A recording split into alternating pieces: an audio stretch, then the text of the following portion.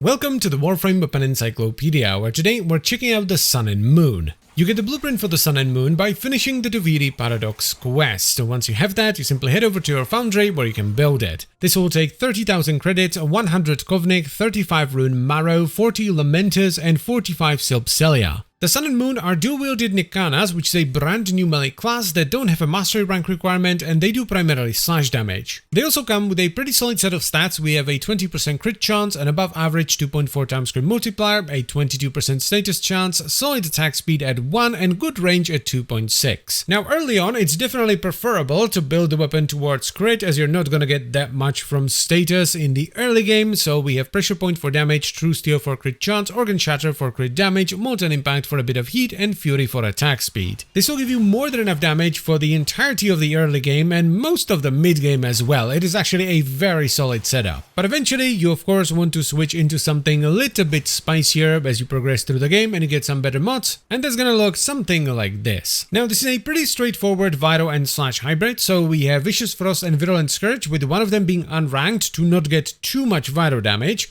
Then we have Carni's Mandible to boost our slash and get some extra status, Weeping Wounds to get status based on our combo counter, Berserker Fury for attack speed, Organ Shatter for crit damage, Blood Rush to scale crit based on our combo counter, and finally Condition Overload for damage. Now while somehow the dual-wielded Nikanas are the only class of Nikana to not have a forced slash proc on their heavy attack, they're actually not that bad when it comes to heavy attacking, because you have a 3-hit strike that has a pretty chunky multiplier on it. So while it's not going to be as busted as a regular Nikana or a 2-handed Nikana for heavy attacks, you can still build for it if you want to. But with the build that I just showed you, light attacks of course are the way to go. And honestly, the damage is pretty good. You can very easily take the weapon through the entire game, and you can even dip your toes into steel path. I also think the new Mountain's Edge stance is pretty good. It has some very cool moves, and funnily enough, for something that's named after an immovable object, it actually has quite a bit of momentum. This is an absolutely tremendous weapon for new players, and I think every new player should build this, because it's gonna make your early and mid game very smooth if you like melee weapons of course, and it's gonna be a pretty solid starting weapon once you get into the end game. It of course can't measure up to some of the massacre machines that we have access to nowadays, but all in all, it's a very solid weapon that I would highly recommend. It feels good, it does great damage, and it's pretty easy to get as well. Some people were a bit disappointed with the Sun and Moon because it's not utterly broken, but I think it's more than good enough, especially for a weapon that you essentially pick up from the tutorial. Plus, and I see this as a major benefit of the Sun and Moon for new players, you don't need to do the Aura Worm to unlock it. You essentially just pick up a bunch of flowers. But anyway, that's it for the video, so I thank you very much for watching, as always guys,